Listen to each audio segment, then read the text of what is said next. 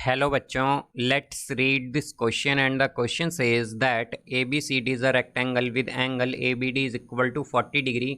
Determine the measure of angle DBC by 10। तो आइए अब इस क्वेश्चन को यहाँ पर हम सॉल्व कर लेते हैं। इस क्वेश्चन में हमसे कहा गया है कि हमारे पास ABCD एक रेक्टेंगल है जिसमें एंगल ABD जो है वो 40 डिग्री है। तो हमें बताना है कि एंगल DBC बाई 10 क्या होगा। तो यहाँ पर हम की कॉन्सेप्ट यूज़ करेंगे that every vertex angle in rectangle is 90 degree. तो हर एक वर्टेक्स एंगल जो होता है रेक्टेंगल में वो 90 डिग्री होता है। तो यहाँ से अब अगर हम एक रेक्टेंगल ड्रॉ कर लें इस तरह से, तो ये हमारे पास एक रेक्टेंगल है जिसे हम मान लेंगे यहाँ पर ABCD।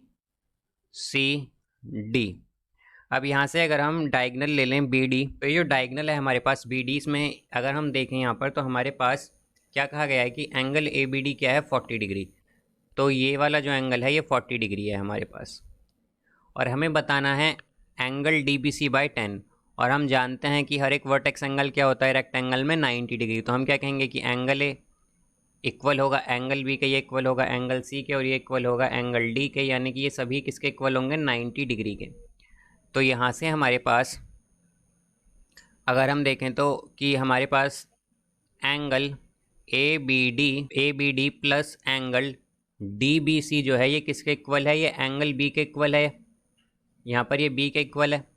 तो यहाँ पर हम क्या कहेंगे कि एंगल ABD क्या है हमारे पास 40 डिग्री, प्लस एंगल DBC है हमारे पास, इसे हम एज इट इज़ रखेंगे एंगल DBC को, बिकॉज ये हमें फाइंड करना है।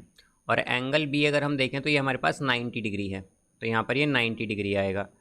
तो एंगल DBC हो जाएगा 90 माइनस 40, तो ये आएगा angle DBC is equal to 50 degree. तो एंगल DBC क्या आ गया 50 डिग्री।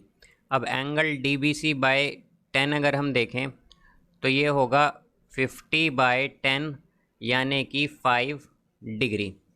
तो एंगल DBC बाय 10 जो है ये 5 डिग्री है। So I hope you understood it well. Best of luck. Thank you.